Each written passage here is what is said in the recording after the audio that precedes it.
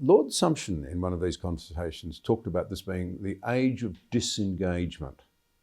And he talked about the staggering fall off in the number of card-carrying members of the major political parties, for example. And that's certainly true in my country as well.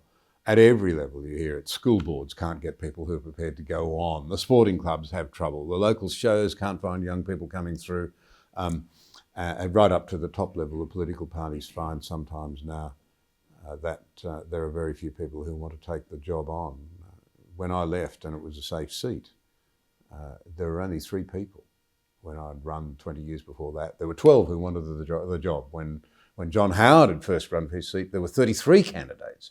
The age of non-engagement. Do you see that as a how do we counter that? How do we get people saying, I want to contribute, I need to contribute, there's something I can do, and I should do it? It's really interesting how things have changed. Why does anybody take on any voluntary trusteeship? Because if you were asked 20 years ago, somebody would say to you, John, will you be a trustee of this body? And you say, yeah, I'll be delighted, that's fine. Now, what will they say? They'll say, will you apply and send in a CV and be interviewed by a couple of teenagers to see whether you're suitable to go onto this body? Then will you do some course on diversity and inclusion to see if you're suitable for it? Oh, and by the way, here are all the liabilities that you take on by joining this body. And people think, well, no, I'm doing this as a favour. I'm not doing this because I need it as a CV point. I'm doing it because this body needs somebody. And why does anyone take on being chairman of the BBC in the UK anymore? Most of them end up being forced out, having to retire for one reason or another. They get no political support when they get into difficulties. They get paid very little for it compared to jobs of similar size in the private sector. And their reputations get trashed by the end of it. Why would anyone do that? And so you've got a sort of societal pressure against engagement. Why don't people join political parties? I suppose they've got other things to do. I mean, there are more various forms of entertainment.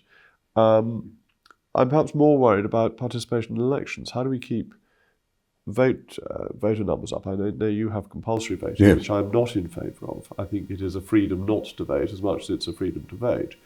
That I think is easier. I think people vote when it matters. So in the Scottish independence referendum, you had the highest voting level since the 1950s. In the Brexit referendum, you had the highest voting level since the 1990s. When people think it matters, they will turn out to vote. And that's for politicians to make happen.